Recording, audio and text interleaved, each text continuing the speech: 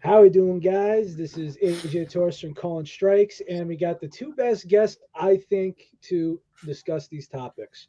We got Chris Correa, CC, and we got my man, DeFran.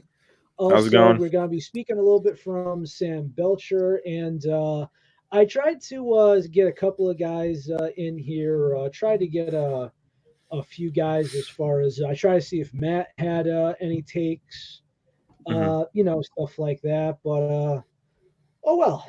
But anyways, guys, we're here to talk about some free agency, and as of right now, I would say that we can't assume anything going on with the CBA, the DH rule going to the National League, any of that. I mean, this could affect everything, but we're going to as the rules stand as of right now.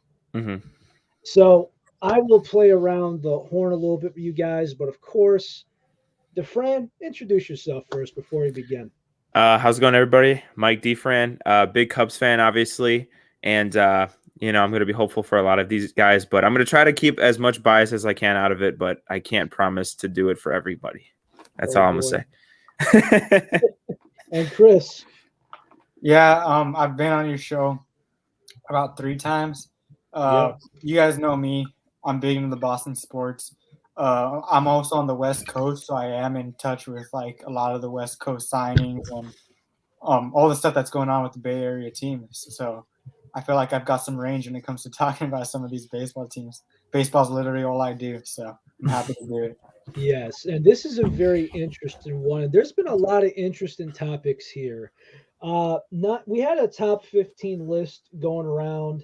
I was going to go instead of going from 1 to 15, I was going to go the opposite. But an honorable mention here. There is big talks about the Yankees acquiring Matt Olson from the Oakland A's. May not be Oakland for very much longer, but right now it's the Oakland A's. And the deal, from what I'm hearing, does involve Glaber Torres and Davy Garcia. So this is a serious freaking move. I have no idea if Luke Voigt's in it, but if Matt Olson is acquired, you could say goodbye to Anthony Rizzo coming back to the Bronx. So if this is true, if the rumor mill is speaking true as it is, because sometimes you hear hit and misses, where do you guys think Anthony Rizzo goes this offseason? Ooh, that's a good one. Um, I've got two possible teams, All and right. believe it or not, they're both teams that he's been on. Mike, Really? I'm sorry, but it's not the Cubs. I didn't. No, I wasn't going to say Cubs. I think I know where you're going with this. In the West. Padres or Yeah, Red Sox. I think those are the two options. You I know, think. I I think the think. Padres need to move on from Eric Hosmer. I think they got to DFA him outright because listen, he's talking a lot of garbage. He does not play well defensively. He does not hit consistent. He is a absolute liability. One of the worst contracts in recent memory, up there with Pablo Sandoval and Hanley Ramirez. And you could throw in A Rod too. I don't care. This contract is an absolute disaster. It's a bloody disgrace. He should have never left Kansas City. And if the Padres know what the hell is good for him, I don't care if you put Cronenworth there, he would be my option there. Or if you want to spend that money outward somewhere else, get that bastard out of San Diego. I love that the Eric Hosmer slander has started not 4 minutes into the show. I'm here for it.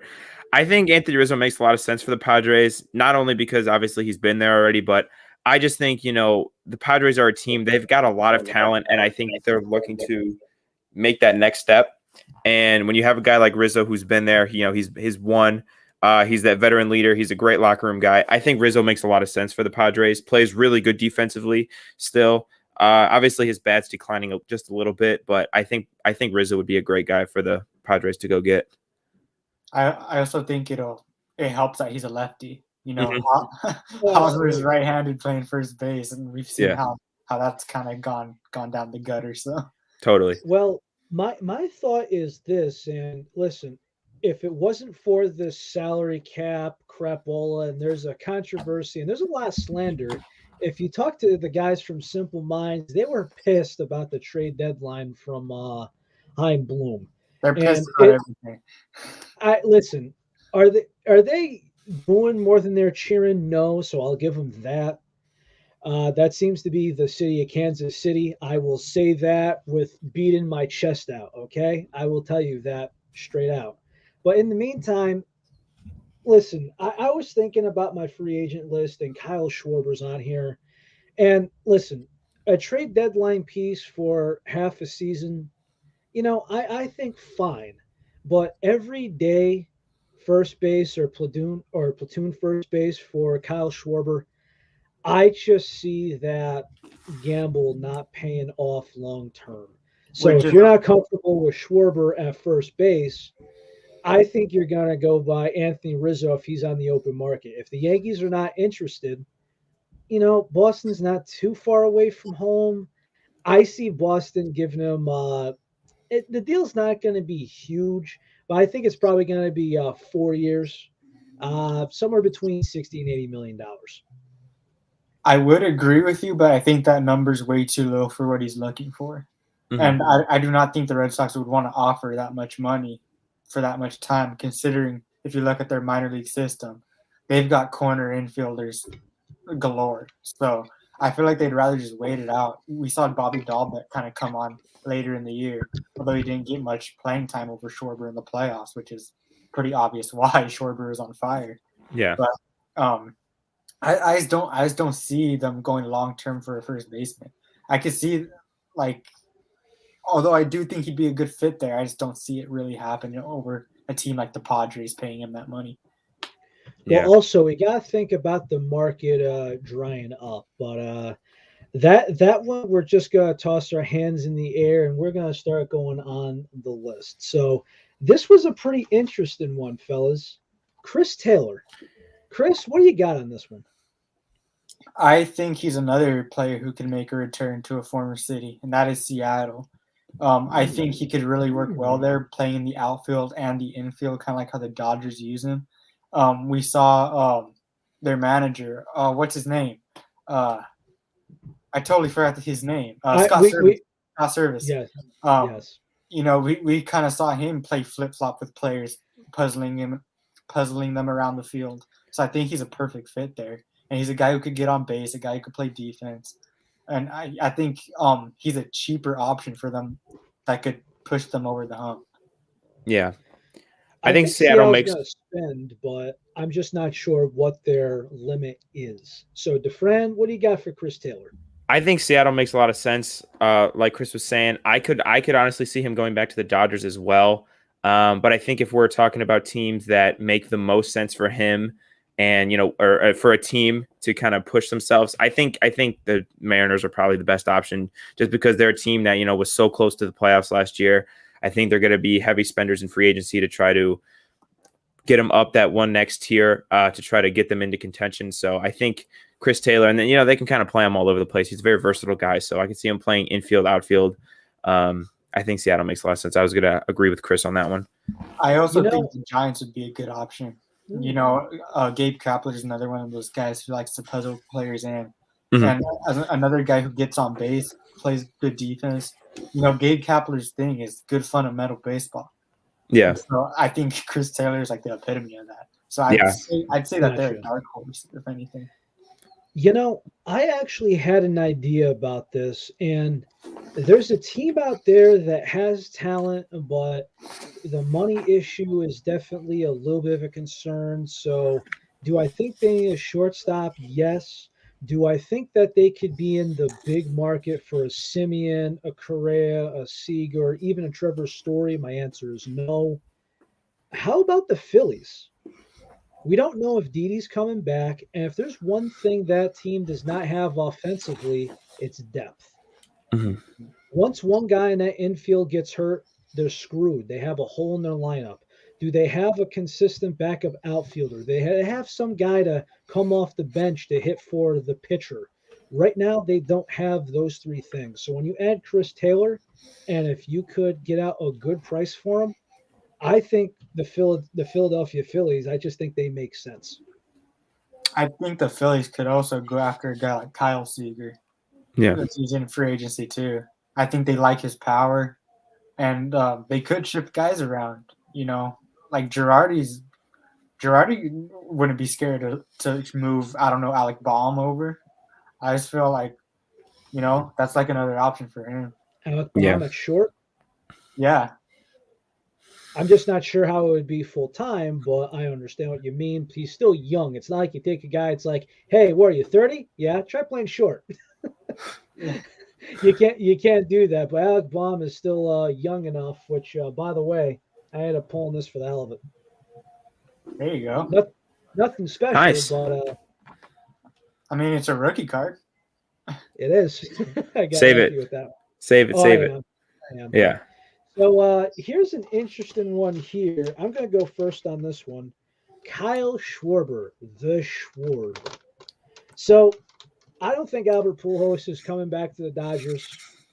And if you had a whole couple of months with a veteran guy to hit off the bench, occasionally play the field, why not have Schwarb go to the Dodgers? Oh, don't even say that, AJ.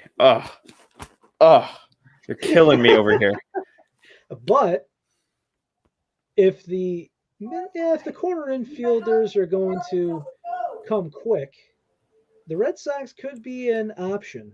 How much money is it going to be? I don't know. Now, the CBA hasn't been passed. We don't know what's going to happen with the new rules. But if there is a National League DH, his value and his location could be anywhere. His value is going to go up, and they're going to be like, the guy can hit. Come here. Let me see your name in lights. Try on a jersey. Let me take you out to dinner. I still can't believe you said Dodgers, AJ. That just absolutely kills me. Like I said, White Sox, you homer. Honestly, with a guy like Kyle Schwarber, I mean, Chris, you obviously know more about this than I do, but played with the Red Sox. I think he was awesome in his time with the Red Sox. And I think, again, we were talking about the Red Sox potentially wanting a first baseman. I still question his defense. Obviously, I don't think he's a great defender, but he could still DH. I think if there's a National League DH, that just totally helps him out even more. I'm not even going to rule out a return to the Cubs. Maybe. But I just think a guy like Kyle Schwarber, you're really just looking for a bat. And I think the Dodgers, as much as I hate to say it, I think the Dodgers do make sense. I think a lot of teams, I think the Yankees make sense, unfortunately. I don't think. See, that's where I disagree with you. The problem being is that with the Yankees is Giancarlo Stanton, they wanted to lock up at DH for a long time. And the reason being is because they're concerned about his health. So his first year he got there was a hamstring injury, but he didn't hit the injured list. But there was a time period where it was all July. Only him and Andujar were the reason why they were winning games offensively, because everybody else, they got cold. Right. It seems like when he's playing the field, he's not trying to do too much, and he's gotten better at the plate. So the reason why I think this is a bad move is because I just think that the defense to the Yankees have really been down within the last couple of years. The early 2000s, like the early 2010s, it was much better than it is now. It seems like offensive first over defense. It's biting them in the ass. And when you have the DH spot free, the fact that you could get certain guys like Judge, Stanton, and even if Gary Sanchez, because chances are he's going to be coming back as much as fans hate it. Yeah. If you can give those guys just a rotation of half a day, I think that's needed. When you cement the DH spot, it just puts you behind. I got one more potential team for you. And I think this one's interesting. This one also kills me to say, but I think the Brewers make sense. I think the Brewers, when you look at their pitching was lights out this year. You saw at the trade deadline, they traded for Eduardo Escobar to kind of bring in that bat. I mean, he was pretty good, but I think if they're looking for a guy with absolute killer of a bat, the Brewers make sense. And if the DH comes to the NL, that makes so much more sense for the Brewers. As much as that kills me also. Congratulations, Mike. I also had it on my list. I actually have him going to either the Brewers or Cincinnati. Another Central team. Thanks, Chris. Yeah, I think they could use that power bat. Like we said, he's played in the National League nearly all his career, even without the DH. I think with the short ballpark in Cincinnati, he's another guy who could put him over the top. They've got guys who could get on base with Jonathan India. They still got Votto in the lineup, Senzel.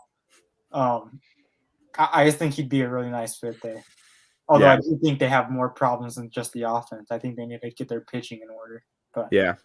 But I can see him going to Cincinnati. We love this guy. And then I guess you could even put him in if Castellanos leaves. I guess you could even put him at corner outfield. I think that does make sense for the Reds also. But since we do have a Braves fan in here watching, well, not anymore. Never mind. he'll view it another time. I think he just stopped in to say hi.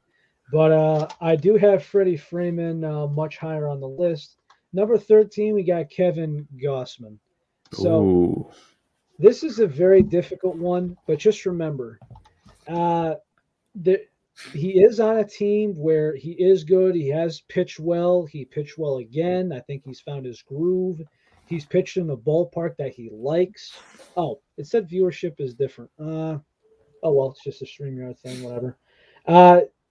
Does Gausman stay in the Bay Area? I don't.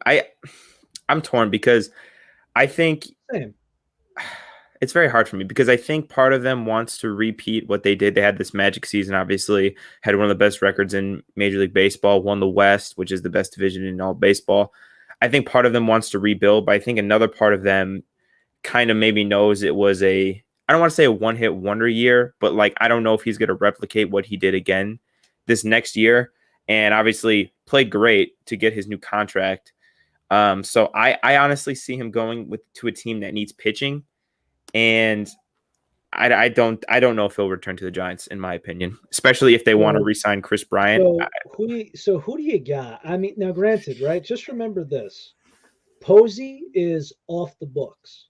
Yeah. Cueto off the books. True. They got a lot of salary cap, and this is a team that spends. They were in the half rebuild. A lot of things went good for them. They didn't sell the house on a half in, half out year. And we know these guys like to go all in. Now, I'm not saying they're getting everybody like how the Yankees during the 2000s where it's just like, oh, yeah, he's going to be a Yankee. He's going to be a Yankee. It's not like that. But I think Gausman's going to get a pretty good contract. It's not going to be huge. I don't think it's going to be something similar to Robbie Ray, which we'll get to later. Yeah. But I could see him staying with the Giants because if you look at that rotation, there's not a lot of proven guys in there. So do I have another arm going in there? Yes, I do. But I think Gausman is going to stay. I also think he's going to stay, considering basically their entire rotation are free agents. I think he's the one guy they need to keep, although he's going to be the most expensive. But like you said, I do have him closer to a Robbie Ray contract. I was thinking in like the $90 million range for around 4 years, maybe, since he is. I agree. If it was something around, I mean, he just signed for an $18 million 1 year proof it deal, and I think he had to take it. Yeah, and he's like, "Hey, I'm going to put up or shut up." He proved it. Yeah. So now, if it's 4 years, 80, and if they think that somebody's going to match, he goes, "Hey, man, they gave me a match." He'll be like, "Yeah. If you take 10 more, will you shut up and put the uniform back on?" I think it's got to be something around there. If they don't bring him back, I could see him going to a team like the Angels. Like Mike was saying, a team who really needs pitching. Wasn't he an Angel before? I know he was an Oriole. He was an Oriole, and he was on the Blue Jays. That's what I was thinking. And the Braves. And then and to touch on another one of Mike's points, he was at Cincinnati and Atlanta that way. I'm sorry, but yes, do I think the Angels could make a fight for him? Yes. The only problem is that every time the Angels need something and it's a top guy at that position, they end up shitting the bed. Yeah, listen, nobody tell Jake that. I'll message him some other time and I'll get his prediction sometime this offseason when I do these shows. But just don't tell him that right now.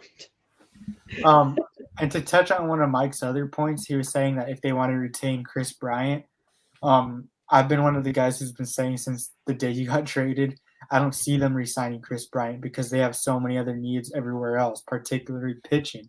Even their GM, Farhan Zaidi, he said that's the number one priority. So I could definitely see them picking up Gosman. And although I don't think they'll bring back Chris Bryant, I think that there's another cheaper alternative out there. Compared to another outrageous 10-year deal that they're going to sign and regret 5 years down the line. Just like how I hate to say this, even though he did kill my team, but Evan Longoria, they shouldn't have taken that contract. Yeah.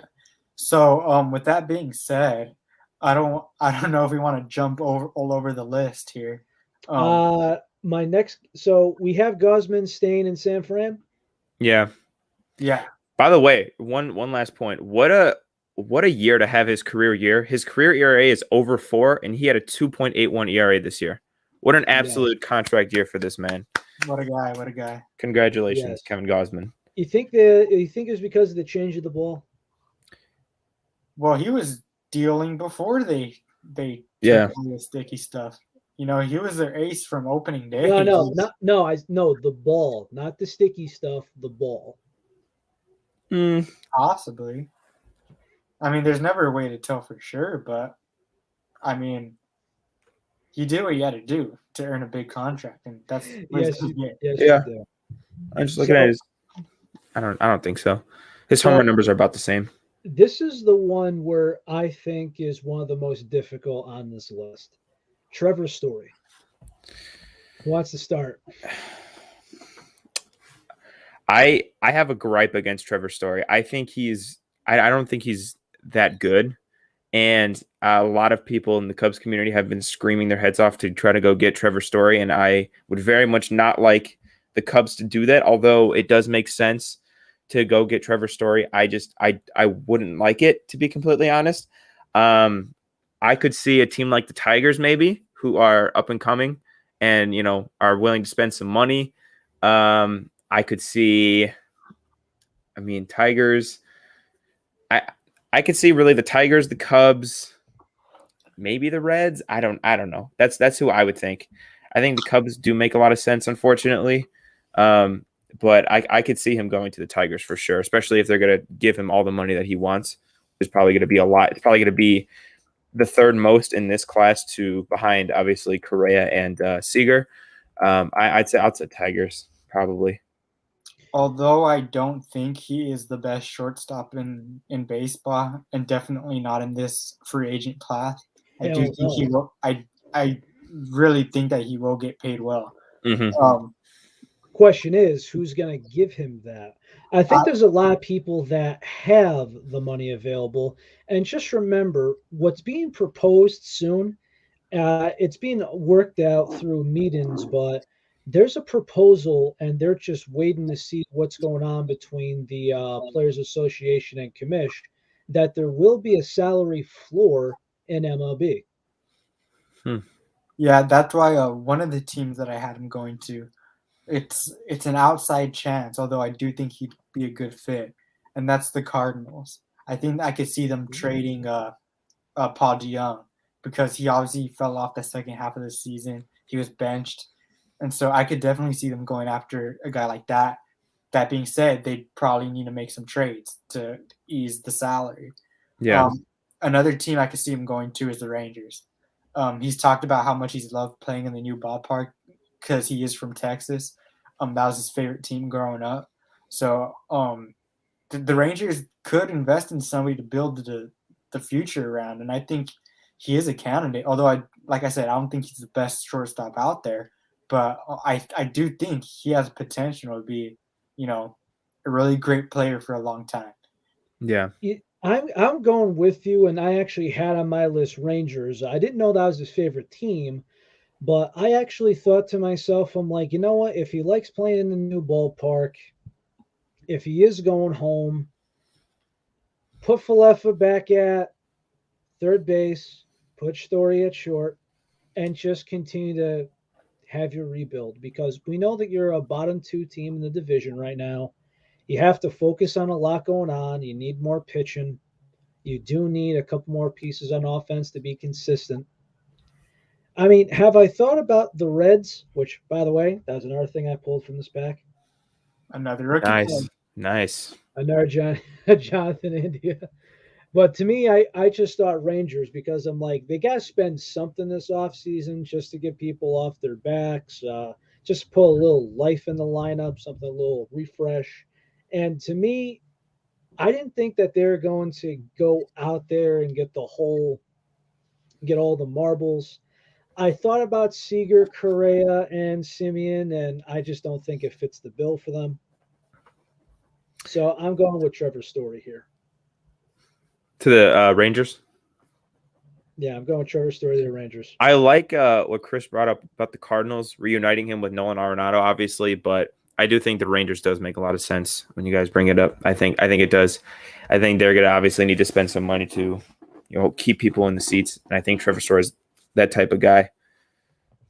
So I'd say Rangers probably fair. Another ex-Cub. Do I need to hold up? Flex and Javi. Yes, My Cub for life, man. And Javi Baez. DeFran, we'll start with you because I know you're itching. Where's he going, brother? Unfortunately, he is not coming back to Chicago, although I will always love him. And I'll tell you right now, he's staying in New York. If for no other reason to keep Francisco Lindor happy, I think you got to re-sign Javi Baez. You got to give him what he wants. He's going to want a lot. When he was with the Cubs, it was reported he wants over $200 million. So I think if you're the Mets, you gotta just bite the bullet. You traded for him. You traded, one of your best prospects for him. He's best friends with the face of your franchise. I think you got to keep him in New York. Got to make Francisco Lindor happy. Him and Francisco Lindor being in New York together, I think, is going to lead to a lot of media attention. That's for sure, whether it be good or bad. But I really don't see him, unless he absolutely hates the Mets or the organization, which would be understandable. I don't think there's any way that he would want to leave his best friend, and I don't think there's any way that they wouldn't want to keep him, to be honest. Okay. So I don't have a lot of fitters for him either. Yeah, me neither. I know he wants a lot of money. I just simply don't think he's going to get any of that money. The most I have him getting is $90 million over like 4 or 5 years. I mean, that is a lot, but yeah, he's not getting that long-term contract. Well, I mean, compared to that $200 million magic number that he was talking about, I just don't see any. You're right. I don't see half of that money. I see at most maybe like a 120, and that would be a sucker for whoever gave him that, because do I think that he's going to have to stick to second base and, move from shortstop? I do. Yeah. Well, he said the only way he'd stay at second is if he's next to Lindor, and guess what? That's what happened this past year. Yep. Well, if you're Steve Cohen right now, I've given Steve Cohen, I've given fair chances. I haven't harped on him as much as other people, but I think if you're talking about, you say, hey, I want to spend the money, I want to do this, I want to win, I want to do X, Y, Z. Well, at the end of the day, we don't know what his bottom dollar is, but the man's not printing money in his sleep. So I think you're going to go after pitching. You have a lot of guys that you got to question about. Is Michael Conforto going to be that next forever Met player? We don't know. There's a lot of people hoping that he is. There's a lot of money to be passed around. What the hell do you do with Conforto? What do you do with Baez? What do you do with Stroman? And better yet, you just had your meeting with Chris Bryant. I don't think you're getting Bryant and Baez. I don't think you're getting both. You're getting one or the other. So if Chris Bryant has an offer he can't refuse and he signs first, I totally get it, because a lot of people are saying he's signing before the new CBA. But with any Scott Boras client, you got to take that as he's blowing hot air out of his ass. Yeah. So I'm going to go with this. I think that Steve Cohen is going to bite the bullet with Baez. And I just think at the Bryant sweepstakes, I just think that he's just going to be, you know what, man, too many years, I'm out. You guys think 5 years, 75 is probably accurate? Less years, I think. I'm going more towards Chris. I'm probably going like 4 years, probably close to. I'm gonna go 85 with a fifth-year option. And even then, I would not be surprised if he's a free agent heading into the actual season. Yeah, I could see that. I mean, again, right? It goes by the prices of everybody else. If you're Steve Cohen, right? You don't know if Noah Syndergaard is coming back. If he accepts the qualifying offer, what do? Marcus Stroman, which is the next guy we have in our list at number 10. I think Stroman is coming back to New York. I do not. All right. I do. But okay, so we'll let Chris speak about that in a moment. But my thought is, again, we don't know how much money that Steve Cohen's going to spend. But if any, chair at home GM wants to speak about this, how much money for 1 year on the payroll is it going to be for Conforto, Stroman, Syndergaard, Baez, and Bryant? Well, just those guys alone, it's $120 million at least. I think Conforto's leaving no matter what. Really? Wow. I've got him going to let's see, either Atlanta or Philadelphia. Ooh. Or maybe the Cubs. Put the Cubs in parentheses. Now, I just don't think that the Braves have that kind of spending money. And if they were, I don't have the guys on my list, but that's for another time. I hope to have Crow on the show to debate that. But if anyone is going to go in the outfield, now listen, I know Raj is going to be there for a long time, but I got to see what the price is for Rosario and Soler because they're going to be cheaper. Yeah. Well, I say I think the Phillies would be probably an even better choice. I had him right next to him because Andrew McCutchen, he's not coming back. Right. Kutch is one of those weird ones. Kutch is one of those things where he's at the tail end of his career. He's not going to get all this money that he did, and it wouldn't surprise me if he signed a 1-year deal somewhere. Yeah. Probably just be like, hey, you know what? I like living here. Let's try it out for me and my family. I think that's how it goes. And he was still in the Bay Area when he was a Yankee for that time being. He didn't move all the way out there. He took a lot of plane trips and took a lot of walks on the field. So I wouldn't be surprised if the Giants go after him. Like I said before, although I haven't revealed who I think their big splash will be, I don't think they're going to get Chris Bryant because I think they're going to get somebody else for a cheaper price, and they could get McCutchen. Yeah, it'd be like a cheap replacement for sure. I think McCutchen would be. So we got off topic, but where do you think Stroman's going? I think he's another guy who makes a return to Toronto. I think their pitching could improve, especially if Robbie Ray doesn't come back. I think he'll be cheaper because he's had more of the injury issues, and Robbie Ray is barely getting started. This is his breakout year. Yeah. And, I think that's the one place where he genuinely enjoyed playing, even with the Mets, although almost every single website has him returning to the Mets. I think, he's another one of those guys who's had controversy, had complaints. Like Mike said, you can't blame him. So I think Toronto, if they're not going to bring back Simeon, because I definitely don't think that'll happen, they're going to have a lot of money. And that money. I don't think so either. Yeah, that money could go towards Stroman. Yes. Yeah. So the next one I have here, Matt Keimer from, and I think the guys from Friar Talk are gonna like this. The next two get weird, but let's go with number 9, Starlin Marte.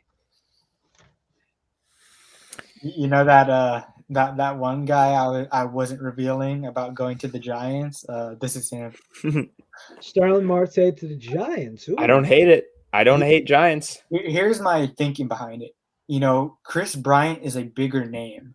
He's won an MVP. He's a World Series champion, Rookie of the Year, all that stuff. He's one of the most marketable players in baseball. Obviously, he's gonna have a higher price tag. That being said, if you really delve into the stats, particularly looking at what he did when he went to the A's last year, he is an absolute game wrecker, and he will be cheaper because he doesn't come with the publicity, with the accolades. So I think he'd be perfect for San Francisco, especially if they want outfield depth. They love Yastrzemski out there, but his bat is inconsistent. He's a 200 hitter, 240 hitter at best. This guy gets on base. He runs the bases. He's a Gold Glover.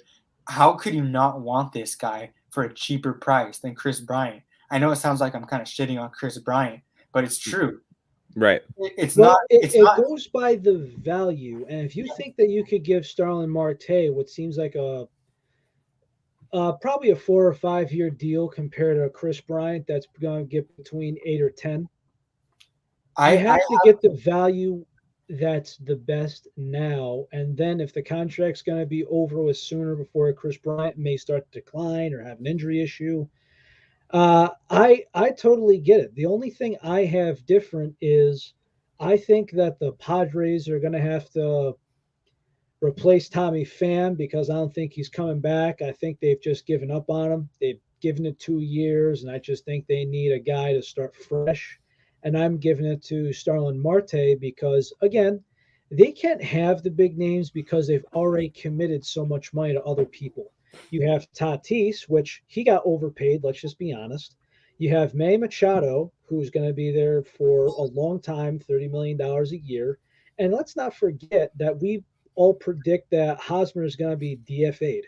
So if you combined those 4 contracts, that's over $100 million. You're forgetting Will Myers, too. He got a pretty good chunk of money like a couple years back. Oh, I know. I wasn't counting Will Myers. I'm just saying those 4 players in general are $100 million if you put it together. Uh-huh. I'm going to be honest, Chris. I didn't think of the Giants, but the more I think about it, the more it just makes so much sense to me. I think somebody who hasn't looked at the stats would say, oh, yeah, Chris Bryant's probably better. I'm looking at Baseball Reference right now. Starling Marte batted .316, .359, and .466 with the A's. Are you kidding me? Exactly. He's a slash line, man. He's a Gold Glover. He plays good defense. He can run the bases. I mean, this guy is an absolute stud. And although I appreciate you sparing my feelings with Chris Bryant by saying you weren't shitting on him, I think that this guy is going to get a better value contract than Chris Bryant. I do agree with what you're saying. He's a bigger name. Chris Bryant is, he was the 2nd overall pick. He won a World Series, won Rookie of the Year, won MVP. Starling Marte hasn't done any of those things. And I think right now he's a better player. I love Chris Bryant. I think Starling Marte is a better player right now. So I think a team like the Giants, who are a smartly run franchise, will see that. I don't think they'll return Chris Bryant. I think Starling Marte makes a lot of sense. I hadn't thought of the Giants until you just said that. But yeah, that makes a lot of sense. With that being said, although I haven't said who I think Chris Bryant's going to go to yet, I have him getting a 6-year, $160 million contract. Mm-hmm. That being said, I have Starling Marte getting a 5-year, 1 year less, $95 million. Which one are you choosing if you're a GM? Starling Marte. Especially a general manager like Farhan Zaidi, who goes for the value and can see, who could contribute in the most ways, the most bang for your buck. Yep, absolutely. I think the only plus of Chris Bryant more than Starling Marte, I think, is that he could play more positions. Like you could literally put him anywhere other than obviously like pitcher. But in every other category, I think Starling Marte just makes so much more sense. Yeah. I really like. He is older, Starling Marte. So that's why I would say probably a 4 or 5 years. What I would say, I wouldn't give him 10 year maybe that Chris Bryant might get, but I definitely like Starling Marte's value. But this is $70 million less. True, absolutely. Yes. So next guy also gets weird because he is an outfielder and he left some money on the table. What do we do about Nick Castellanos?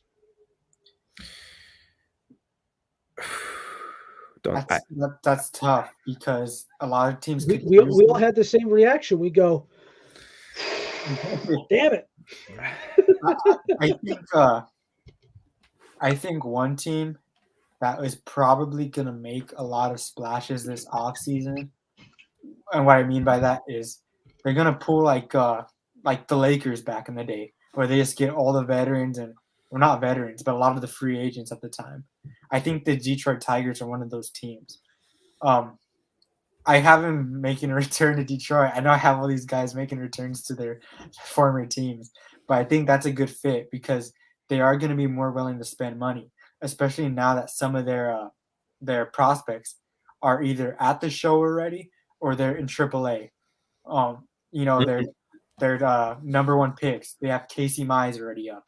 They have Torkelson, who's already like zooming in up the ranks in the farm system. I mean, I think without a doubt he's gonna be good because he's just the minor leagues are just too easy for him. I think, and so I think he's one of those guys who he's not gonna be a lot of money, but you could pick him up for a good deal, and he could be a big bat in your lineup, especially if you're gonna start moving into contender the next couple of years. Yeah, I kind of see him in the same way that I see Kyle Schwarber, where it's like you're paying for the bat, right? Mm-hmm. The defense is obviously subpar. I think, this past season in Cincinnati, you could just really tell like defense kind of isn't his thing. So he's another guy that would, I think, really benefit from the universal DH if that would come to the National League. Then they could just probably DH him and then play him in right, every so often, but not an everyday right fielder. I wouldn't rule out a return to Detroit. Like you said, I think they have a lot of money. They're on the up and coming. They're going to be willing to spend. And they want to get guys. He obviously is familiar with Detroit. I honestly, again, like I said with Kyle Schwarber, I wouldn't rule out the Brewers. I think he's trying to just play for every NL Central team at this point, so might as well go to the Brewers. The Angels make sense to me, but I know they have Marsh and Trout in there. But I know they're willing to spend. And they often, don't make the best decisions contract-wise. Sorry, Jake. I could see them. We all know. I could see them throwing a large chunk of cash at him. But I kind of see him the same way I see Kyle Schwarber, to be honest. I also wouldn't be surprised if he just stays in Cincinnati. That wouldn't surprise me either. He turned down the money, but he could easily get more money from them. I think he's just trying to get the better deal out of them. Yeah, I agree. He's a Scott Boras client also, right? Yeah. Yeah. So that's why. It's the big bully Boras. Yeah. Yep. It's terrible. It's funny because I've been seeing a lot of weird ones for Castellanos. I've even heard Miami. I've heard that too, but to me, I get it. It's just that if you look at the moves that they're putting in place, it doesn't make sense. It's actually funny. I've been at a job site at work, and I've been at this embroidery place. The guy who I wanted to invite on the show tonight is actually a Marlins fan, and he told me the concerns he has about Sixto Sanchez. Really? He goes, if you look at his Instagram, he's partying all the time. He didn't know how to, build up his arm. He showed up to camp overweight at times, and he goes, listen, I hope he proves me wrong, but I'm worried, and he's pissing me off. I think he's got good people around him. Like, if you've heard Sixto Sanchez's story, he looks up to Pedro Martinez. He's another Dominican. I think he's got a lot of support behind him. Yes, he kind of screwed up being a little overweight, and then he got hurt. So, I mean, and Dominicans love to party. So, I mean, we've seen guys who could party and still perform. True. I think he's just still young, and he will eventually build up his arm. I mean, I hate to put like the race into it. I mean, I know a lot of good Dominican people around me. In one of the most diverse places in America, and New York City ain't too far from me. Mm-hmm. But the one thing is that I actually remember is Luis Severino. He decided to cut back and lose a little bit of weight before that was the year he went on, had like 20 wins, and then ended up needing a Tommy John surgery later on.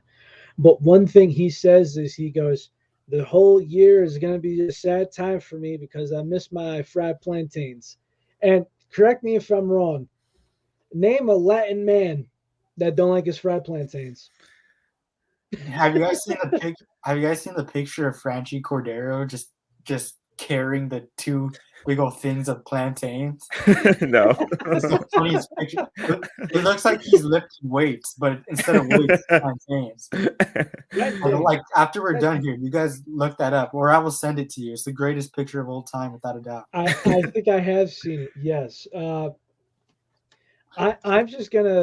gonna go Cincinnati because I just don't think AR place makes sense for him, and I just think that out of his own interest and being a Scott Boras client, he just wants a couple more guaranteed bucks in his pocket. And it's a place for him to really be like the face of the lineup. I know they have Votto there. As long as he's there, he's going to be the face of the franchise. But we really saw Castellanos be like, hey, this has a chance to be my team. So pay up. Yeah. Plus, not only that, but let's not forget that his son's picture made on a shirt and went into the gift shop at the place in there. His son is going to actually make Cincy fans really happy. If not, the next team that Castellanos goes to, they're going to have to please the kid. It's going to be like the blind side where they have to please SJ. It's like, yeah, I'll flip the coin too. Sideline pass. Come on, kid. Oh, man. Moving on. This is the guy we've been avoiding, I think, the whole time. Where's KB going? Where's Chris Bryant going, fellas? So, DeFran, I'm going to start with you because CC has been basically taunting us. 5 more minutes couldn't hurt me. Okay, stay with me here for a second. I think the Cubs make a lot of sense here. Here's why. Why. Listen. All right. We've got money. We really have money. Okay. Jed Hoyer wants to be aggressive in free agency. Shut up. I think that the Cubs in like 3 or 4 years can be legit contenders if we can get Chris Bryant to come back. It's happened before. Ricky Henderson went back to the A's after being traded. Your guy Chapman went back after we traded for him. It's possible. It's possible. Now, with it being said, is that your ruling? Is that no, what you're absolutely. I'm saying it is a possibility. That's what I'm saying. I'm saying possibility. Well, anything is possible, but I'm starting to think that you also believe chocolate milk comes from a brown cow. No, it is possible that he returns to the Cubs, and I want to say that now because if he does, then I want to say that I never doubted it, even though I'm very much doubting it at the moment. Realistically, I think he's going to want to go to a team with money.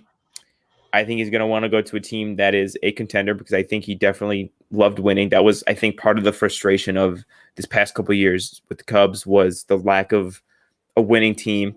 Like you said with the Giants, I think there's a potential that he could re-sign with the Giants, but I think if they're looking at the potential of getting Starling Marte, I don't think he'll come back. I could see Chris Bryant going to the Blue Jays maybe. I think that's a team that I think is very interesting, especially if they don't re-sign Semien and Robbie Ray. They'll have some extra money. Can you imagine Chris Bryant and Vlad in the same lineup would be unbelievable. You could play him at third. You could play him in the corner outfield. So I think probably the Blue Jays is what I would say would be my best pick, but I won't rule out the Cubs. All right. AJ? Well, I kind of had this where the Giants are getting suckered in to re-sign him. I think I kind of pictured that one for a while. Okay. So I want to hear yours. I want you to surprise me here. So when we started, I was kind of saying, Chris Taylor to the Mariners, that'd be a great fit. I also added that he could go to the Giants. That being said, assuming Chris Taylor goes to the Giants, I can see Chris Bryant going to the Mariners. I had a feeling you were going to say that one. Now, I also have another team in mind, but I think the Mariners, kind of like Taylor. The only thing with the difference between them is that, Bryant's coming with the accolades and everything, and he's going to be more money, and he's got a lot more power. So, I think those all work in Seattle's favor if they do decide to bring him. I was saying that he was going to get 6 years, $160 million. I think that's very much in Seattle's playbook to spend that money. I know Jerry DiPoto, everybody has their opinions on him, but if he's pretty much made it known he's not going to bring back Kyle Seager. And Cal Seeger kind of made it known. He kind of hates Joey Dakota's guts. Well, I mean, when he was pulled off the field in like the last inning and everyone gave him the last hurrah, I'm pretty sure everybody knew what was going on. I'm pretty sure we all knew, and that was the writing on the wall. I feel bad for him. I'm not sure what his next step is. That's something I could only predict if I had a crystal ball. But Might I bring up one more team? Take. Might I bring up one more team for Chris Bryant? What do you got? Please. The Phillies. They have money. I think they need to get to that next step. Again, Chris Bryant being versatile, you could put him at third, you could put him first, whatever, a corner outfield. And I think the biggest connection here is the Bryce Harper connection. They're best friends. I think, again, same thing with Javi. I think it's a big attraction to want to go play with your best friend. Vegas, so, Vegas. Well, yeah. Vegas boys. And then they just got to get Joey Gallo, and then they're all set. But I think Phillies make a lot of sense, to be completely honest.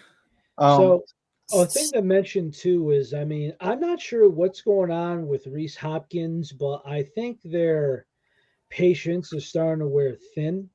So just remember with Chris Bryant, I think eventually he's going to be making his way to first base. Now, if it's an 8 to 10 year deal, I expect him probably around year 6 or 7 to make that transition from third to first. That's not a knock on his athleticism, his size, his talent, nothing. I'm just saying when you get older and you want the best out of the guy, particularly offensively, because listen, we know what defense is worth, but you mainly pay these guys for their bat. Mm-hmm. So they're going to want to preserve him a little bit more at first base. So it can make a little bit of sense there. But I mean, I kind of put everything here together for me. So I have him going Giants. The next one I have, you can argue that this is well, to me, I think this is the second, but you could argue that if it's a top 3 or not, starting pitch and free agent. Where does Mad Max go? I have a theory that he gets overpaid by the Los Angeles Angels. I think just if you look at their kind of reputation for loving the old veteran players and just throwing money at them, I think the Angels think that they're a contender, and I think they think that if they give Max Scherzer enough money to come to Anaheim, that they could be a legit World Series contender. But then I also think that it would blow up in their face in about 3 to 4 years. So that's my prediction is the Angels. Sorry, I just don't have any idea on what the budget is. So last year I said to everybody, and even the year before that, what is the budget for the Angels? So we got Pujols off the books, so that's okay. Mm-hmm. And just remember, I think Raciel Iglesias is going to deny that money, and I think he's probably going to be signing a 3-year deal with the Angels. I think they have no choice but to sign him. Right. That's just my thought here. So with that being the case, do I see them getting started pitching? Yes, I do. The question is, because you know how the Angels have worked, because the ownership has approved of this and has basically endorsed it. They're going to go for the bargain bin, and I just don't see them signing Mad Max. I really don't. I mean, no matter what, it's going to be who's going to give him the most years. I don't think anyone's going to sign him more than 3 years. If somebody signs him for 4 or 5, there's no way you could match that. Mad Max right now, particularly where injuries are starting to show up in his career, the fact that his last start in a Dodger uniform, he got pulled in the 5th inning, people were shocked, and he said sorry, but the arm was dead. For a guy like him to say that he can't go. One of the most competitive guys in the league, where maybe people think it's a mental issue at this point, to admit the arm was dead. That's a little concerning. And as DeFran says, would it absolutely blow up in the Angels' face? Yes, it would, because it usually does. I actually have him going. I could coin flip this one. It's either Dodgers or the Giants to me. I just don't think. I just don't think the Dodgers would want to see him leave after they gave up their I know he came with Turner and an extra year with Turner's contract, giving up their top 2 prospects. And especially like they already did not off they did not extend the qualifying offer to Kershaw. So there's a void in their starting rotation. So like you guys are saying, I don't see him going past 3 years. In fact, I am staying with the Dodgers 3 years, $100 million. I think for a guy like him, as competitive as he is, never wanting to be taken out of a game, and then finally he's saying, you know what, I'm overworked. I think that's a show of decline. Just not mental or anything. It's just he's been going at this for so long, so ferocious for so long. So he's gonna get paid big bucks still, just not as much as probably he would have liked. And I see him just staying with LA. So I see it too. I could definitely see that also. I think that makes a lot of sense. They're in the World Series window. They want to keep their just insane rotation of Scherzer, Walker Buehler, Urias, Dustin May is coming back. No idea what's going on with Trevor Bauer, but that's a whole nother subject. But I definitely wouldn't put it past them at all to re-sign Mad Max. Although I think if he leaves, I think the Angels are probably a destination for him. plus, fun fact, Chris, you're gonna like this one. Josiah Gray was a Danbury Westerner. Those college leagues that they played during the summer, he was a Danbury Westerner. He played here in my how many famous people are from your hometown? This guy's got Glover Teixeira, Josiah Gray. Actually, to be honest with you, that's really it. People that anyone would know. If it's like I think there's like some random billionaire, but nobody knows the name of. If I had to throw in a mention, David Letterman stops by here a lot, and that's because there's a airport. I was working at Taco Bell downtown, and he actually stopped in to order food. And this was during the time where I was on my way out because I found a different job. But guys actually went in there last time I went in there to order food, and they told me that he went in through the drive-through and he said hello.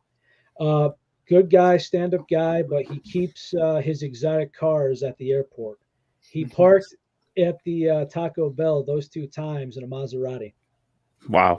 What a guy. What a guy. Outside that, Seth MacFarlane is one town over. He was born one town over. What a year for the city of Danbury.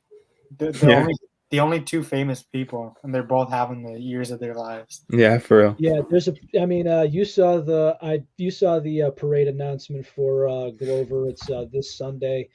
I think there's going to be a lot of people watching football, so I might. It's not too far away. Hey, I'll see. If you get a champion in your hometown parading around, take advantage. Absolutely. Dude, I think the Brazilian community is going to be outrageous about it. But yeah. Biggest percentage percentage wise, second to Newark, New Jersey. But speaking of old men and starting pitching, where does JV go, guys? I don't have him here on the list in the top 15, but any idea of what's going on with JV? Oh, the guy who wants to pitch until he's 45, but it's not a quarterback position, it's a pitching position. I know he's throwing 95, 96, but Tommy John at like age 40.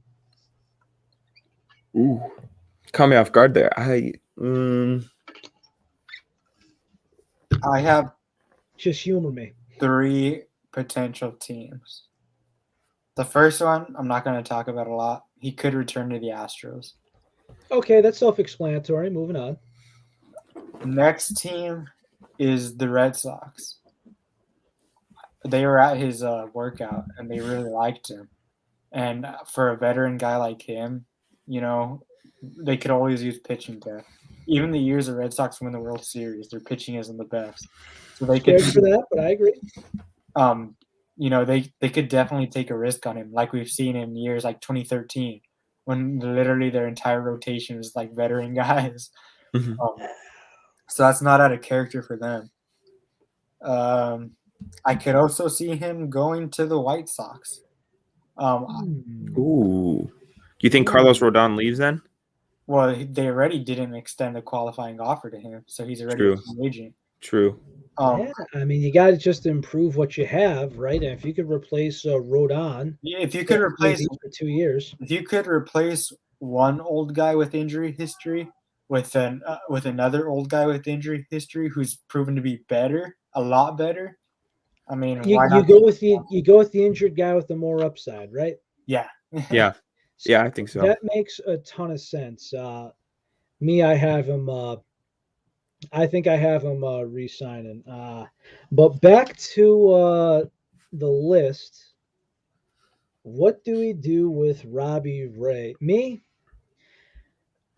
the only thing I have the Jays making absolutely significant this offseason, and the reason why I don't have Simeon going back to Toronto is because I think he's going to hurt the development to Kevin Biggio, and I just think the price is off. I don't know their budget. They've been Team Canada for a while. They haven't been spending the big bucks in the last couple of years. The only thing that I see really significant is the Jays re-signing him. They got to go get Robbie Ray. It's like, listen, you haven't had a true ace in a while. Marcus Stroman was your ace, but he lost his confidence a little bit, and you trade him away for pennies on the dollar, if you ask me. Because listen, I got nothing against the guys that he was traded for, but I think his value was a lot higher, and I think they settled. They found their ace, sign him up long term, keep him there. I agree with that. I think this is a guy who's a Cy Young candidate. Obviously, I think the Rays are really on the up and not the Rays. Sorry, the Blue Jays are really on the up and coming. I think Robbie Ray's a guy you gotta re-sign him. He's only 30 years old. I can see them giving him 4 to 5 years to try to keep this core that they have and try to go pursue a World Series. So I think if it's between him or Simeon, I think they're gonna prioritize Robbie Ray, and I think they're gonna try to keep Robbie Ray for sure. I don't think there's a way they keep Simeon. Especially, like, they obviously need pitching. The problem isn't the offense. Yeah, they have Ryu, they've had Ray, but they didn't make the playoffs. They need to improve the pitching. So that's why I say, that's their priority. Sign Robbie Ray and possibly get Marcus Simeon to come back. Oh, not Marcus Simeon, Marcus Stroman. Yeah. So let's just be honest. This was the most devastating bullpen as far as injuries, because they've had 16 guys in the bullpen on the injured list on and off. Yeah. It's been an absolute disaster from Merriweather to Phelps and everybody in between. It was terrible. The fact that they compete for that long with that many injuries to just pitching, that's rough. I could see them going after a ton of guys. Like I said, they have a lot of money. The money that they're paying Stroman is going to go towards Ray, possibly Stroman. So I could see them going after guys like Yimi Garcia, possibly Kendall Graveman. Just even David Robertson. He had a good year with Tampa Bay coming back after he pitched in the Olympics. So just guys like that aren't going to cost a lot of money, but they could prove that they could pitch in the major leagues at a high level. Yeah. All right. So here was, I think, the easiest one. Do you have to put Freddie Freeman in Atlanta Immortality? Yes. You have to sign him no matter what. There's no way fans. Absolutely. Yes. Give him a blank check and tell him to write down a number, and then you sign him to that number. There's no way he leaves. Which Absolutely is why I wanted to say that with McCann in here. There's no way that he leaves, and if they somehow don't work anything out, it is an absolute disgrace. Freddie Freeman needs to have his name respected. He was part of a tough rebuild where they sell the house for everything. He stayed along. They loved him. He enjoyed the ride. His kid enjoyed the ride. His family is committed to there. And you know what? Stay there in Atlanta. You'll eventually have your number retired, and you're going to be the best thing that's happened to the Braves organization since Chipper Jones. Yeah, no. If I had to bet my life on one free agent going somewhere, I'd say Freddie Freeman back to the Braves. I think that there is absolutely zero chance that he's not a Brave next year. Freddie better stay. He's staying. Don't worry. Absolutely. He has to. He just has to. Yeah. So now here is the top 3. So let's just to end off the show, we're gonna throw in Corey Seager, Carlos Correa, no relation to Chris that I know of, and Marcus Simeon. Now, Marcus Simeon, right before the free agency period started, hired Scott Boras to do the negotiations and everything else, which made me think, yee, going up. So, 1, 2, and 3. Name your destinations, boys. DeFran, any ideas? All right, for Chris Correa, I thought of 2. I thought of Detroit. Carlos, not Chris. What? I'm Chris. Oh, I'm sorry. He got me messed up when he made that joke. For Correa, I have 2 teams. I think Detroit makes a lot of sense. They have money. They are on the up and coming, like you said. Their prospects are either just getting in the show or they're very close to being in it. I think he wants to go to a team that is going to contend in a couple of years. I think Detroit's right on track. They have the money to write him a blank check. I also think Philly makes a lot of sense. Not if they get Chris Bryant, though. So if they get Chris Bryant, like I said, then disregard Philly. But I think they have money also. They are not willing. They are not shy, obviously, the way they signed Bryce Harper. And who knows what's going on with Didi Gregorius. So I could see the Tigers or the Phillies, to be completely honest. For Carlos Correa, I also have him going to the Tigers. You know, that reunion with AJ Hinch. And similar to the Castellanos deal, he has a chance for him. Oh, I cannot talk right now. We've been talking for so long. He has a chance to be the face of a franchise. I know in Houston, he was kind of like the face of the franchise, but not really with Jose Altuve there. I was about to say that was Altuve's team. I think with Hinch again, you know, they could pay up the bucks for him. They already have a foundation with Torkelson in the minors. They've got pitching coming up with Turnbull, Casey Mize, other guys. I think that's like the perfect fit for him. Yeah. And, you know, just really quick, he did say that he liked playing in Wrigley, so I'm not going to say anything else, but I'm just going to throw that out there. I'm just going to throw that out there. But and the string. I'm going to throw a boot at you. Yeah, I don't think there's any chance of that happening. But I'd love it, but there's no chance. You know, it actually is okay because I kind of got sort of revenge. If you guys didn't hear, do you remember yesterday I posted it was a day or two, I posted a link to a video. I have no clue. It was I got to do a part 2, but it was roasting every single sports city and in some cases states. I got to do a part 2 and to include Charlotte, the Bay Area, all that. But I covered most things. I got both New York fan bases, Boston. I put Florida, Wisconsin, and Minnesota as state categories. It was. Please roast the Bay Area. Have you done Illinois yet? I did Chicago. Ooh, yes. I'm gonna have to critique that one. All they do is eat hot dogs and pizza. Well, the thing is, I did Cleveland was the best one to me because I hate the GOAT debate between LeBron and Michael Jordan. Now listen, I'm not gonna change anybody's mind, right? But the thing is, just remember this. The thing that I hate that a lot of Cleveland fans bring up is they say Michael Jordan played against plumbers. So clearly that means in the late 80s, 90s, and early 2000s, basically until LeBron came to the league, you did not think there's any athleticism in the NBA. If you want to see the early days of Bill Russell when everybody only dribbled with one hand, I get it. But you say that athleticism in the NBA didn't start until the 2000s when you think the best NFL player of all time was Jim Brown, the guy that played against off-duty firemen and off-duty factory workers and tradesmen that were unemployed or out of work.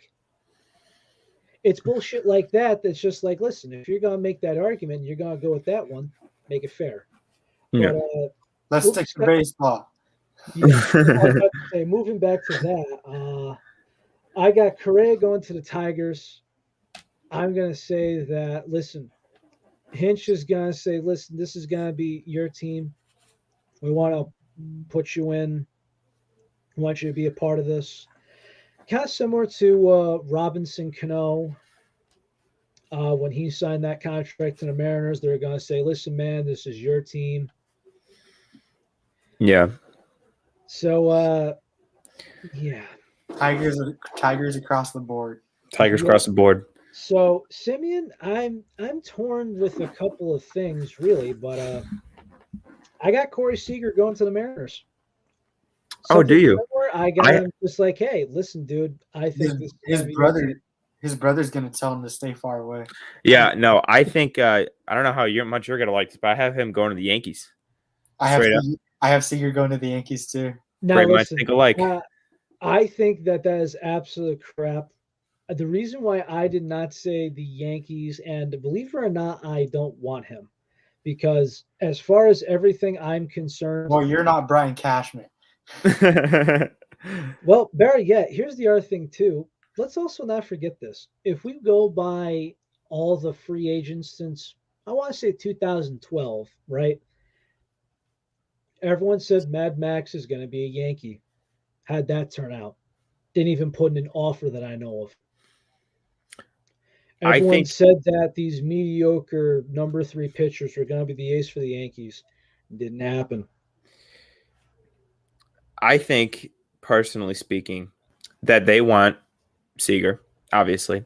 I think that they could really use Seager because as much as I love Gleyber Torres, former number 1 prospect for the Cubs, by the way, I think that he is just so much better as a second baseman. I think he's just not it at shortstop. Hate to say it. And I think if you're going to bring in Seager to put him at shortstop, I mean, who wouldn't want to play shortstop for the Yankees? I mean, they say shortstop for the Yankees and quarterback for the Cowboys are the 2 most glamorous positions in sports.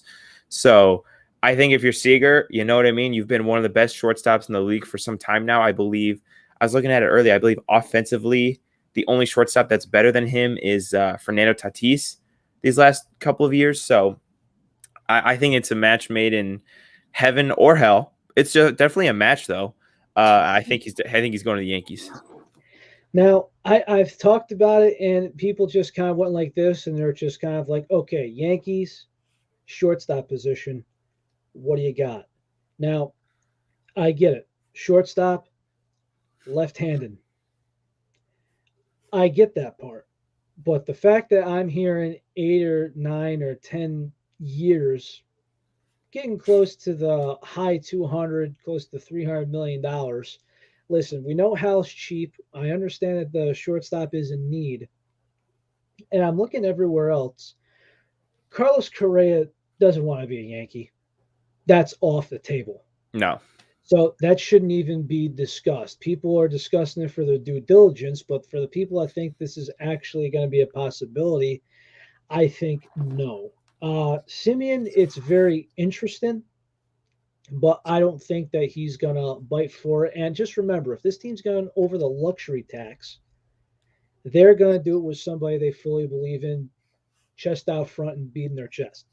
Mm-hmm. Trevor Story makes no sense because if you go by his defense, you might as well stick to Gleyber Torres and spend that money somewhere else.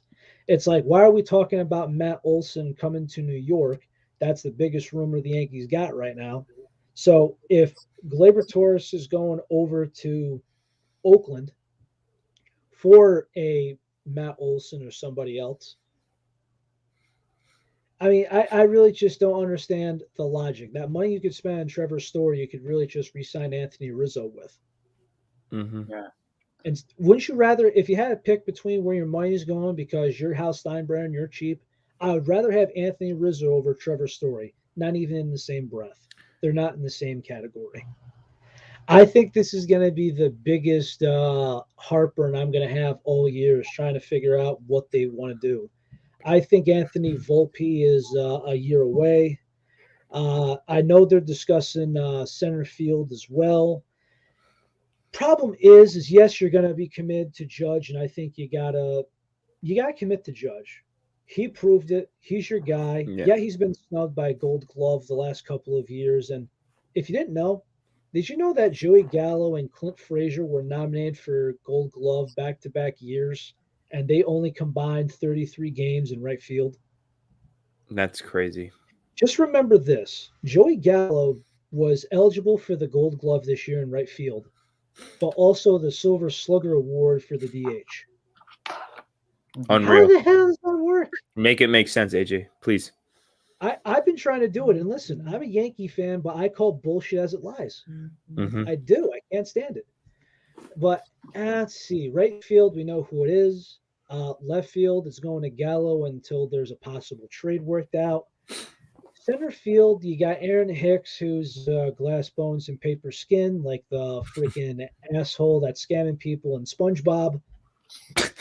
And let's not forget that Florial's been in the system for years now. And can't you just give the guy a solid stint? It's just like, listen, dude, let's give it a month and let's see how you do. Mm-hmm. Yeah. Defense is there, bats there. Can you give him a little bit of time? Because I'm tired of and this is going on for years, and you guys study your prospects as well. I'm tired of these big money contracts getting in the middle of prospects, and then some of the guys we don't use, we trade them away until the value is nothing left, and they end up getting claimed on waivers. It happens too much. What the hell are we doing with Luke Voigt? What the hell are we doing with Miguel Andujar? What the hell are we doing with Gleyber Torres, Gio Urshela? We have too many goddamn questions, and we keep signing more and more contracts. It's a disgrace. It's not like a pitcher where you can just say, hey, go in the bullpen. These are position players, and some of them can't be versatile as you want them to be. Mm-hmm. Any concern about your teams? I mean, DeFran, you're rebuilding. Yeah. And CC, let's be honest. You're one or two pieces away from another World Series championship. We got to go after the bullpen guys. Similar to what I said about like the Blue Jays, Yimi Garcia, Kendall Graveman, guys of that nature. Try to make a move this offseason. That's what the Red Sox need to do. By the way, I think this is the most cordial discussion I've ever seen between a Yankees and a Red Sox fan. Most of the time. To be honest with you, being a Yankee fan and him being a Red Sox fan, you'd be surprised that we get along very well. Yes, I was about to say. I'm actually used to it. A very good friend of mine is a Red Sox fan, and he tries to go to a game at least once a year with his busy schedule. And yeah, we actually did a jersey swap years ago. He gave me a Judge. I gave him a Betts at the time. We still got the photo. That's awesome. That's great sportsmanship. And think about it. We had to buy the jersey online. He bought the Yankee jersey online. And there's still times where we go through our emails and they say, hey, you know, I knew Red Sox jersey, a shirt that just came out. And we got the thing saved from Fanatics. And sure enough, it's like, oh, you have saved in here Red Sox and Yankees. It's like, I feel like a fraud. Yeah. No, you're a braver man than I. I would never buy even my closest friend a Cardinals jersey. So, well, I mean, so what are you looking at for the Cubs? I gotta go at 625. That's how I'm kind of for the Cubs in terms of what for free agency. We need pitching. We need pitching bad. I think when you look at our infield, you know, Contreras is going to be solid. Frank Schwindel really had a great second half of the year. We got Madrigal coming at second base. I think Nico is going to be a great shortstop. Patrick Wisdom, we could put him at third. I think pitching is what we really need. Zach Davies ain't it. Let's just be honest. Kyle Hendricks is getting up there in age. I think Adbert Alzolay and Justin Steele are going to be future guys, but they're not there yet. I think, you know, we're going to have to go off some pitching. Ideally, I would love, you know, Marcus Stroman or a guy of that nature, a younger guy to kind of be here for a couple of years before we start to get competitive again. But I think pitching and probably corner outfield. But then again, we have Brendan Davis coming up probably in June. So I don't know how much of a need outfield really is, but pitching, and more pitching is what I'd say. I agree by that. So any final thoughts, guys? Jed Hoyer, get your checkbook out, write some checks, get some guys, and I'll say Cubs 2024 champs. That's what I'll say. Oh, first off, I gotta show this from Akana. This guy wins one World Series and then just thinks that he's the shit. Apparently, he's 12 inches swinging. Got it. For the Red Sox, well, I already talked about the Red Sox. What do you think is the most interesting free agent in this class? I think it's Marcus Semien. I think Agreed. he's the big domino. Once he goes somewhere, then everything else will fall into place. Did we give our Marcus Simeon predictions? Because I have a hot one. I don't think Yeah. they gave us here. White Sox. I think they got too much on The money's an issue, but if you think about the White Sox, their biggest weakness right now is second base. They traded Madrigal. Cesar Hernandez is a free agent. They can get Marcus Simeon. Lord have mercy, they could be World Series favorites. So you have Simeon at second base? Yes. I think I think that's way too much money. That's another huge. I think money is definitely an issue, but I think if you're looking for just kind of just a hot take of a place you could land. My trade deadline prediction was Eddie Rosario going to the White Sox. I think now's the time that they go and get him. It's a lot cheaper. Yeah, he's going to be a couple $1 million, but they could afford him a lot more than they could afford. To be honest, you say a couple $1 million, but let's be honest. In a postseason run, doesn't he have the most hits in Major League Baseball history now? That's crazy. Yeah, he was amazing. But still, he's not getting 150 million like. No, again, he's not a big contract, but I'm just saying for the hottest athlete to come off the baseball field, isn't it Eddie Rosario? Yeah, gotta be. Hottest postseason as far as hits in all of Major League history, and there's a lot of legends that have stepped on that field. Yeah. So I think he's gonna get maybe like a 2-year deal or so. We'll see what team it is. I mean, I think the Braves have to re-sign him, but I think there's gonna be one guy to overpay. Yeah. So I gotta run like right now. So I'll leave you guys with my Marcus Simeon prediction and my overall like what I'll leave you guys with. So I think Marcus Simeon is gonna go to the Twins. Ooh. I think that they've spent money in free agency in the past, whether that be with Marwin Gonzalez, Nelson Cruz. It just hasn't worked out for them. I think now they're going to be a little more cautious with who they pay. I think Marcus Simeon is a good guy to pay because, yes, he's a shortstop who could play second base. He's an on-base machine, and he's got power. Unlike a lot of these other guys, even Josh Donaldson, who are a lot older with a lot of injury issues. So, yeah, Twins. Yeah, very interesting. And so I know Mike gave his last words, so I'll give my last words. It doesn't have to do with the Red Sox, and it doesn't have to do with free agency. It has to do with one single player who I think is going to break out, and a player who I know, and a player who I know and who I've met personally, and who I think is going to be a stud for the years to come. And I think this next year is going to be his breakout season, and that is Joe Ryan of the Minnesota Twins. We're staying on the Twins train. He went to my college. I covered him. I'm continuing to cover him. The Rays traded him in the Nelson Cruz deal. He was the big piece. He dominated in the Olympics, won himself a silver medal, pitched 3 or 4 times after getting called up in September. He is the real deal. So that's what I'm going to leave you guys with. Pay attention to that kid because he's awesome. There we go. So we get him on the show sometime, maybe. It'd be great to have the two of you guys on again, as always, man. Let's see. He's kind of big time now. But I know. Well, you take care, CC. And for everybody, this is AJ Torres, Chris Correa, Mike DeFran. This is Calling Strikes. We have more to cover this offseason. These guys will be back for single team coverage. But until then, we wish you all, well, good time. And until then, take it easy, y'all.